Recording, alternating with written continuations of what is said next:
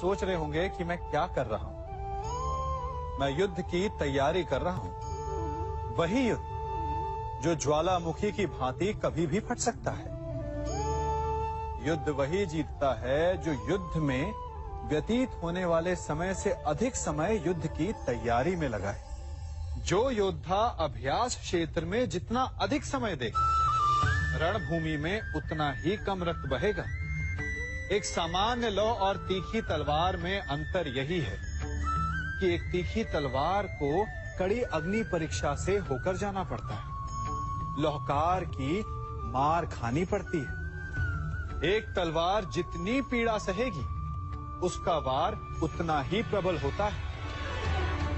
इसलिए पीड़ा से घबराए नहीं, उसका सामना करें, उसका अभ्यास करें, क्योंकि यही अभ्यास जीवन के युद्ध में आपको विजयश्री बनाता है।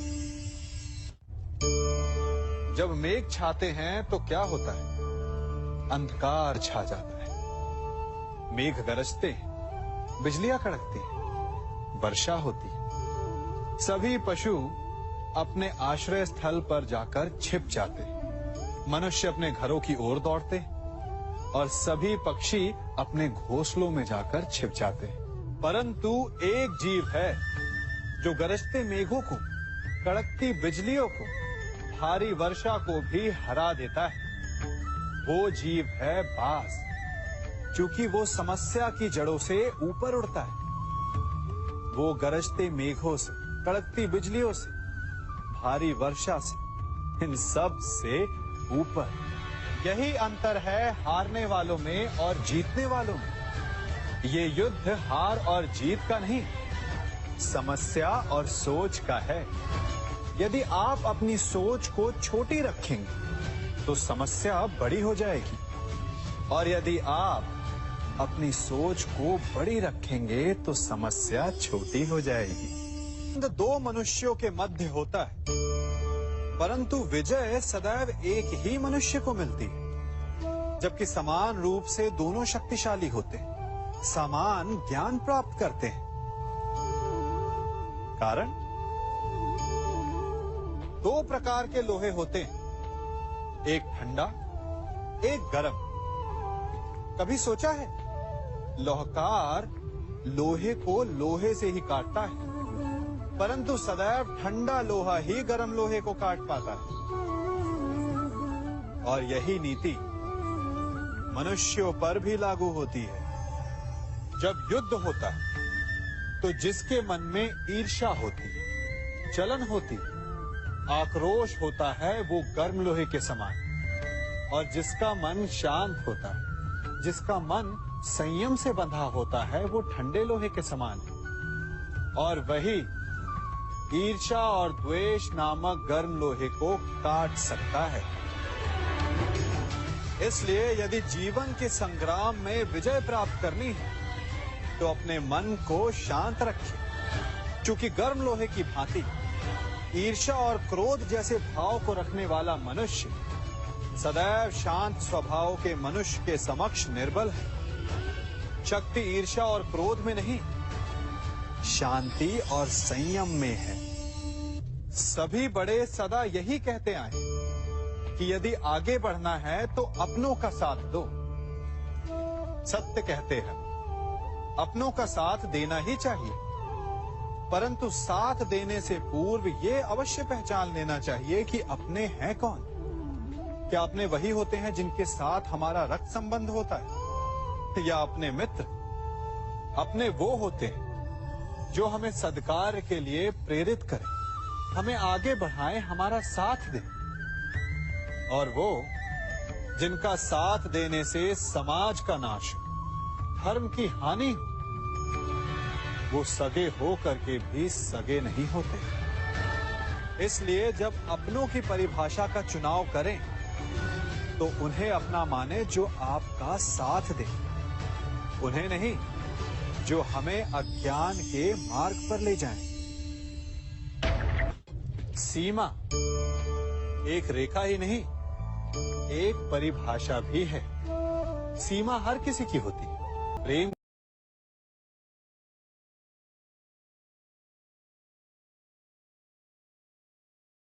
प्रेम की, धैर्य की, मित्रता की और शत्रुता की भी। और जो सदैव सीमा में बंधे रहते हैं वो सामान्य मनुष्य बनकर रह जाते हैं, परंतु जो समय आने पर सीमा तोड़ देते हैं वही भविष्य बनाते हैं। क्योंकि सीमा केवल आपको मर्यादा में नहीं रखती, आपको बांधती भी है। अब ये आप पर, मुझ पर, हम सब पर निर्भर करता है कि ये जाने कौन सी सीमाएं हमें बांधती हैं और कौन सी सीमाएं शक्ति के नए मार्ग समक्ष लाती हैं। इसलिए सीमाएं तो जो कर सकते हो उससे अधिक करने का प्रयत्न करो, तभी नई सीमाएं बना पाओगे। भाग्य क्या है? जो आपने किया उसे भोगना भाग्य है, या जो आपके पूर्वजों ने किया उसका फल भाग्य है? नहीं, भाग्य वही है जो आपने किया, क्योंकि हर मनुष्य को अपने कर्मों के फल भुगतने होते हैं। इसलिए यदि जीवन में कुछ भी करें तो उस पर अपनी दृष्टि अवश्य रखें, क्योंकि आपके एक कर्म का फल आपका भविष्य बदल सकता है। हम वही बनते हैं जो हम चुनते हैं, क्योंकि वही हमारा भाग्य बनता है। मनुष्य सुंदरता से आकर्षित होता है, उससे प्रेम करता है और असुंदर को देता है। ऐसा होता है ना? क्या आप ऐसा नहीं करते? करते हैं। तो सुंदर और असुंदर की परिभाषा क्या है? इस आकर्षण और विकर्षण का कारण क्या है? कभी सोचा है? कभी सोचा है कि जिससे आप प्रेम करते हैं, जिसके प्रति आप आकर्षित होते हैं, अचानक से उसके लिए मन में वितृष्णा आ जाती है, और जिसके प्रति घृणा होती उसके लिए एकाएक आपके मन में प्रेम उमड़ आता है। कारण है दृष्टिकोण। क्योंकि सुंदरता आपके मन में होती है, आपके सोच में होती है, आपके दृष्टिकोण में होती है। इसीलिए किसी को कीचड़ में खिला हुआ कमल सुंदर लगता है, और किसी को निर्मल चंद्रमा में भी कलंक का धब्बा दिख जाता है। यदि आपको सुंदरता अनुभव करनी, हर पल आनंद में रहना है, तो अपने दृष्टिकोण को सुंदर बनाएं और अपने आप सब कुछ सुंदर बन जाएगा। हम अपनी सोच और संसार की मान्यता के अनुसार अपने विचार बनाते हैं। जैसे सत्य कहना धर्म है, असत्य कहना पाप, सहनशीलता धर्म है और क्रोध करना अधर्म, उपकार करना, जीवों पर दया करना धर्म है और निष्ठुर होना अधर्म। परंतु क्या यही सत्य है? क्या कभी कभी परिस्थितियां इन आवेशों को उल्टा नहीं कर देती? करती। यदि इस संसार में कुछ धर्म है, कुछ पुण्य है, कुछ महान है, तो परिस्थिति के अनुसार चलना। जटायु स्मरण है आप सबको, वो जिन्होंने रावण पर क्रोध किया था, उस पर आक्रमण किया था। उस समय जटायु का क्रोध पाप नहीं था, धर्म था। इसीलिए अंत में उन्हें भगवान राम की गोद मिली। और कुछ ऐसे भी होते हैं जो धर्म को सहनशीलता समझकर हर अन्याय को सहते हैं और अंत में वो बाणों की शैया पाते हैं। यदि कोई पशु या व्यक्ति अकारण आक्रमण करके किसी निर्दोष के प्राण लेने की चेष्टा करे, तो उसके रक्षा हेतु उसका वध कर देना पाप नहीं, समय की मांग है। क्योंकि आक्रमण भी आत्मरक्षण ही है। यदि किसी दुष्ट की सहायता करने से सामान्य मनुष्य को कष्ट पहुंचे, पीड़ा पहुंचे तो उसे सहायता ना देना ही धर्म है। अकारण क्रोध अस्वीकार्य है, परंतु यदि क्रोध से कुछ शुभ हो, पाप बाहुभीत हो, तो क्रोध और दंड भी धर्म ही है। संसार का सबसे बड़ा पाप क्या है? असत्य बोलना, हत्या कर देना, चोरी करना या किसी का अपमान करना। संसार का सबसे बड़ा पाप है किसी निर्बल को सताना, और संसार का सबसे बड़ा दंड भी उस निर्बल के मुख से निकली हाय है। आप देख रहे हैं मैं क्या कर रहा हूं? मैं लौह पिघला रहा हूं, और ये लौह पिघलता है इस चमड़ी की बनी धूनकी से निकली हवा से। तनिक सोचिए, एक मृत पशु की खाल से बनी धूनकी इतने कठोर लोहे को भस्म कर सकती। ठीक उसी प्रकार आप चाहे जितने भी शक्तिशाली क्यों ना हो, यदि आपने किसी निर्दोष, किसी निर्बल को सताया, तो उसके मन से निकली हाय और उसका श्राप आपके जीवन को भस्म कर सकता है।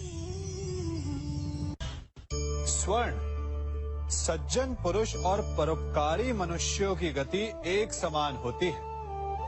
यदि स्वर्ण टूट जाए तो उसे गर्म करो, ताप दो, पिघल कर वो फिर से जुड़ जाता है। ठीक उसी प्रकार मतभेद होने के पश्चात भी एक सज्जन पुरुष और महान पुरुष फिर से मित्र बन जाते हैं।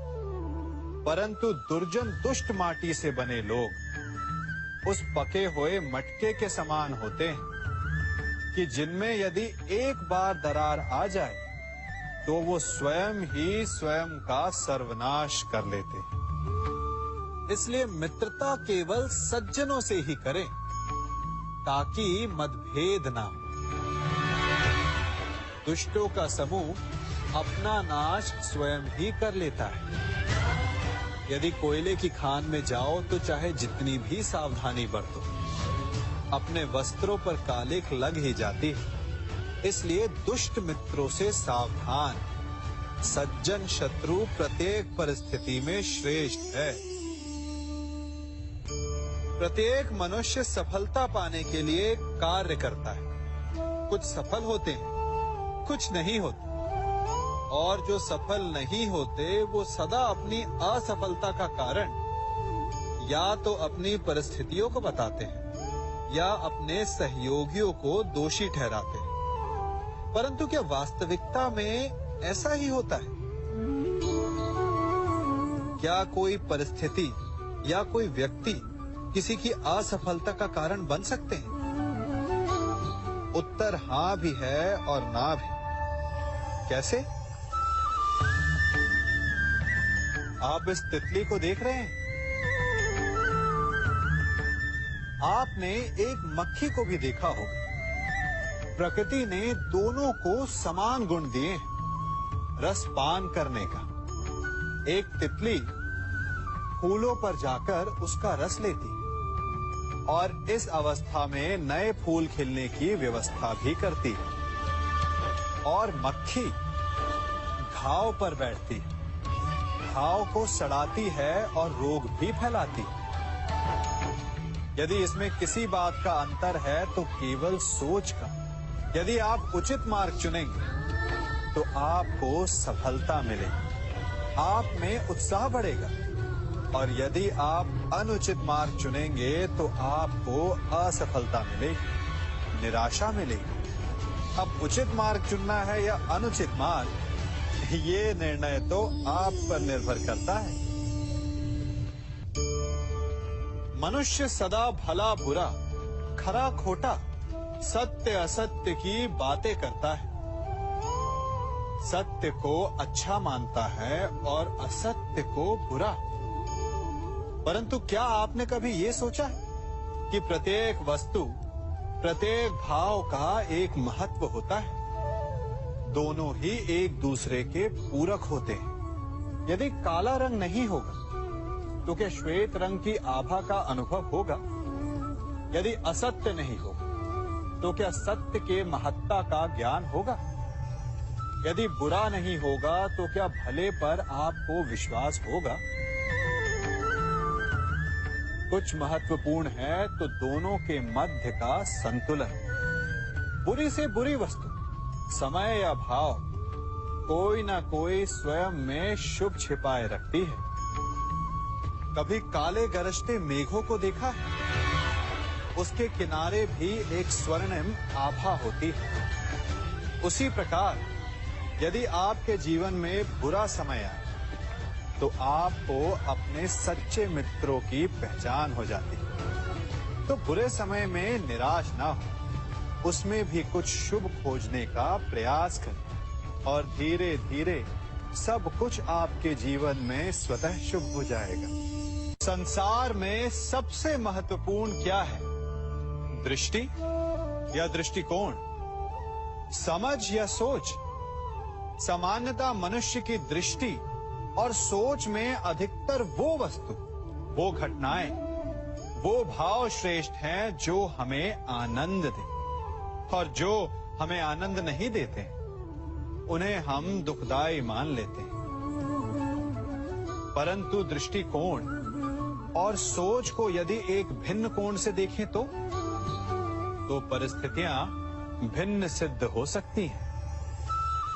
जिस प्रकार भीषण गर्मी हमें सुहाती नहीं, परंतु वही गर्मी सागर और नदियों के जल को वाष्पित करती है और हमें मनोरम वर्षा का आनंद देती है, उसी प्रकार भीषण परिश्रम के पश्चात हमें सफलता मिलती है, शिक्षा के पश्चात हमें हमारा लक्ष्य मिलता है। तो सदा स्मरण रखिएगा कि दुख और पीड़ा से भागे नहीं, क्योंकि यही भविष्य में आने वाले सुख का मूल है।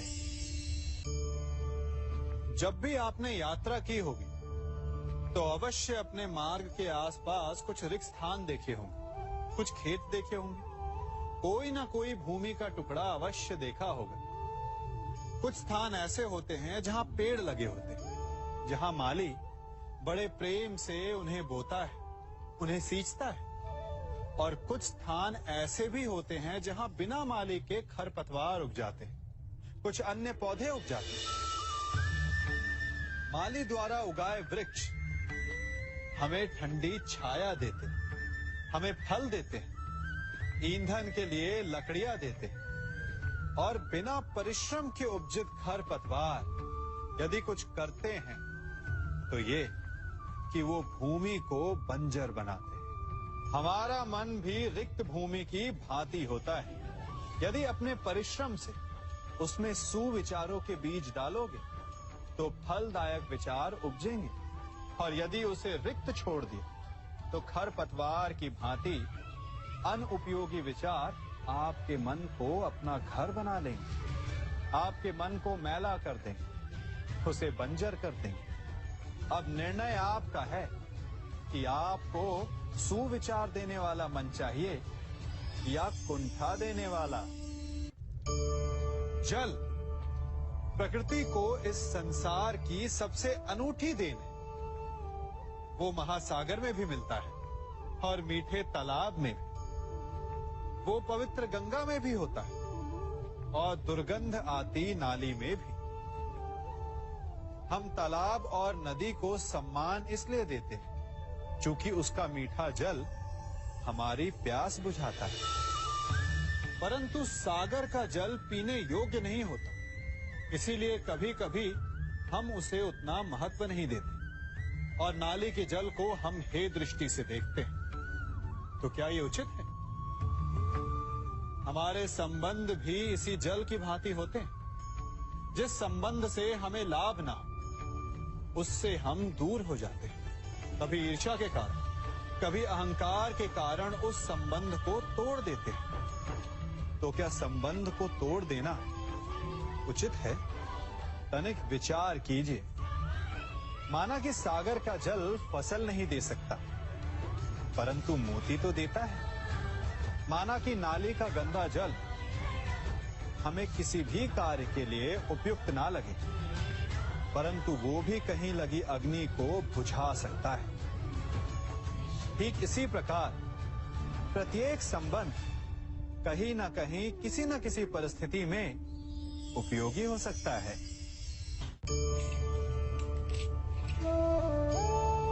बड़ी विकट समस्या है। मुझे स्मरण ही नहीं हो रहा कि इस गुच्छे की कौन सी चाबी इस ताले को खोलेगी। बड़ी देर से प्रयास कर रहा, परंतु ये ताला खुल ही नहीं रहा।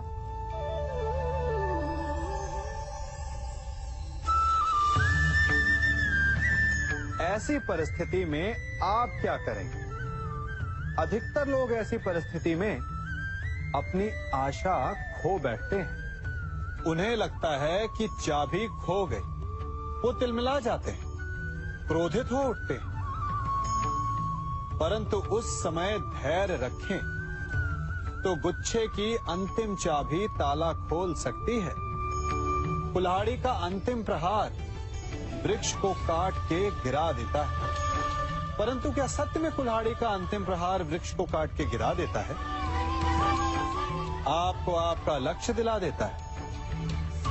नहीं, आपका निरंतर प्रयत्न ही आपको सफलता दिलाता है। जब आपका मन निराश हो तो अपने कार्य में दुगनी उत्साह से जुट जाइए, क्योंकि अनावरत बहता जल ही कठोर चट्टान को काट सकता है। सफलता का मूल है परिश्रम, प्रयास और आशा। मनुष्य का जीवन ऋतुओं के समान होता है। आज ग्रीष्म तो कल वर्षा, परसों शीत। तनिक संकट आया तो हम संयम खो बैठते हैं, तनिक ऋतु बदली तो हम अधीर हो जाते हैं। अपने आक्रोश में, अपने क्रोध में हम उनसे ही संबंध बिगाड़ लेते हैं जो हमारे अपने होते हैं। क्यों ऐसा होता है ना? हमें लगता है कि हमारे अपने हैं, फिर से मना लेंगे, परंतु स्मरण रखिए, सदा ऐसा करना संभव नहीं होता। सागर की उछलती लहरों को तट सहता है, और यदि तट ही टूट जाए तो बाढ़ आ जाती है। हमारे संबंध भी दूध की भांति होते हैं। दूध तपकर उबल सकता है, परंतु यदि उसमें खटास आ जाए तो वो फट भी जाते हैं। और फटे दूध को चाहे जितना मत लो, उसमें से माखन नहीं निकलेगा। इसीलिए अपने संबंधों को संभल कर निभाना चाहिए। मनुष्य की सबसे बड़ी दुर्बलता क्या होती है? सोचिए। धन, प्रेम, अहंकार। मनुष्य की सबसे बड़ी दुर्बलता होती है उसके रहस्य। चाहे आप कितने भी शक्तिशाली क्यों ना हो, कितने भी प्रबल क्यों ना हो, परंतु उसके रहस्य उसके नाश की चाबी होती है। इसलिए यदि प्रबल रहना है, शक्तिशाली रहना है, समर्थ रहना है, तो अपने रहस्य को किसी को भी ना बताएं, ना मित्र को और ना ही शत्रु को, क्योंकि समय पड़ने पर कब कौन शत्रु हो जाए ऐसा कहना संभव नहीं। विभीषण को रावण के अमृत कुंड का ज्ञात था, इसीलिए प्रभु श्री राम रावण का वध करने में सफल हो सके। इसलिए उचित यही है कि आप अपने रहस्य को स्वयं तक ही सीमित रखें। मनुष्य का मन बड़ा विचित्र होता है, कल्पना में ही विकास करता है, संपन्न भविष्य का स्वप्न देखता है और कल्पना में ही जो नहीं हुआ उससे भय खाता है। और यही भय मनुष्य का सबसे बड़ा शत्रु है। हमारे भविष्य के मार्ग में, हमारे आनंद के मार्ग में सबसे बड़ी बाधा है। अब आप लोग मुझसे पूछेंगे कि इसका तोड़ क्या है, भय से मुक्ति कैसे पाई जाए? तो ये प्रश्न आप स्वयं से पूछिए। तनिक सोचिए, जब आप एक सुंदर भविष्य की कामना करते हैं तो उसे पाने के लिए आप परिश्रम करते हैं ना? ठीक उसी प्रकार भय से मुक्ति पाने के लिए आप उससे लड़ जाएं और उसका निवारण आपको स्वतः ही मिल जाएगा। इसलिए जब भी भय आपको सताए तो उससे भागे नहीं, उससे घबराए नहीं, क्योंकि भय का काम ही होता है आपको भयभीत करना। इसलिए जब भी भय आप पर आक्रमण करे तो आप भी उस पर पहले ही आक्रमण कर दें।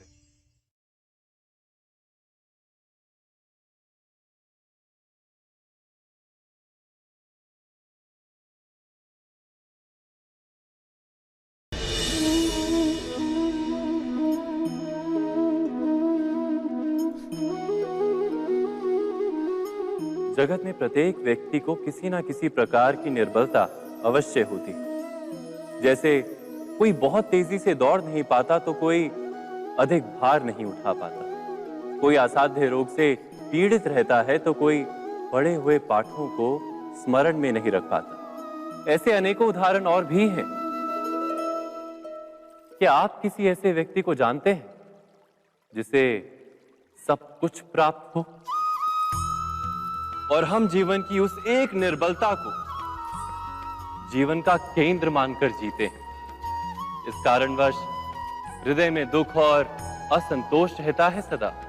निर्बलता मनुष्य को जन्म से अथवा संजोग से प्राप्त होती है, किंतु उस निर्बलता को मनुष्य का मन अपनी मर्यादा बना लेता है।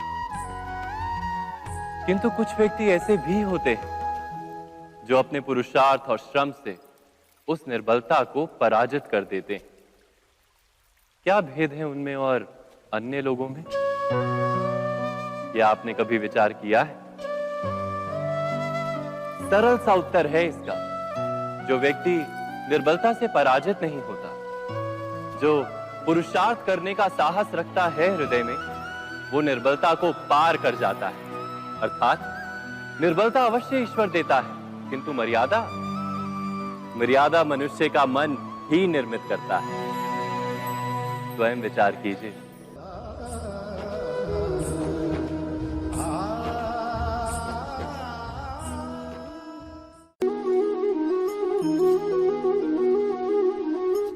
भविष्य का दूसरा नाम है संघर्ष। हृदय में आज इच्छा होती है और यदि पूर्ण नहीं हो पाती तो हृदय भविष्य की योजना बनाता है।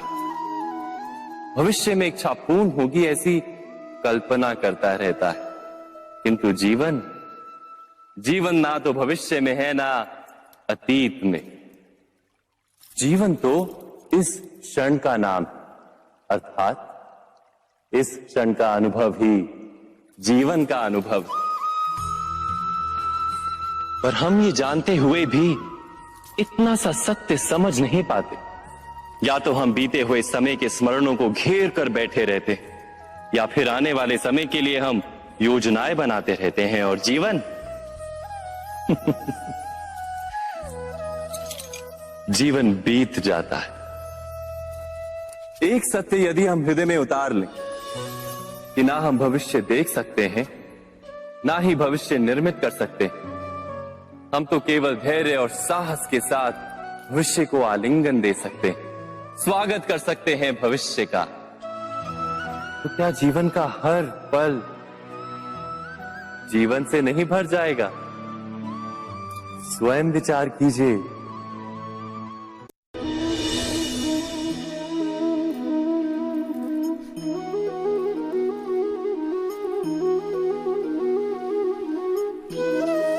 ज्ञान प्राप्ति सदा ही समर्पण से होती है, यह हम सब जानते हैं।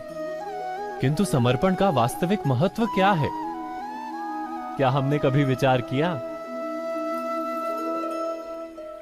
मनुष्य का मन सदा ही ज्ञान प्राप्ति में विभिन्न बाधाओं को उत्पन्न करता है। कभी किसी अन्य विद्यार्थी से ईर्ष्या हो जाती है, कभी पढ़ाए हुए पाठों पर संदेह जन्मता है और कभी गुरु द्वारा दिया गया दंड मन को अहंकार से भर देता है। नहीं, क्या ऐसा नहीं होता? न जाने कैसे कैसे विचार मन को भटकाते हैं और मन की इसी अयोग्य स्थिति के कारण हम ज्ञान प्राप्त नहीं कर पाते। मन की योग्य स्थिति केवल समर्पण से निर्मित होती है। समर्पण मनुष्य के अहंकार का नाश करता है, ईर्ष्या, महत्वाकांक्षा आदि भावनाओं को दूर कर हृदय को शांत करता है और मन को एकाग्र करता है।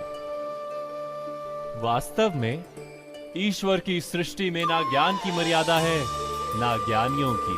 गुरु दत्तात्रेय ने तो गाय और श्वान से भी ज्ञान प्राप्त कर लिया था।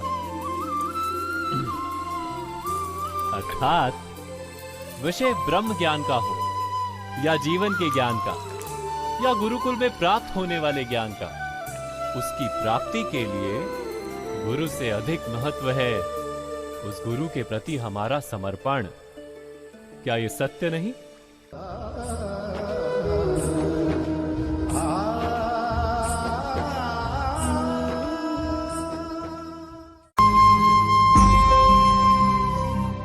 प्रत्येक मनुष्य के जीवन में ऐसा क्षण अवश्य आता है जब सारे स्वप्न, सारी आशाएं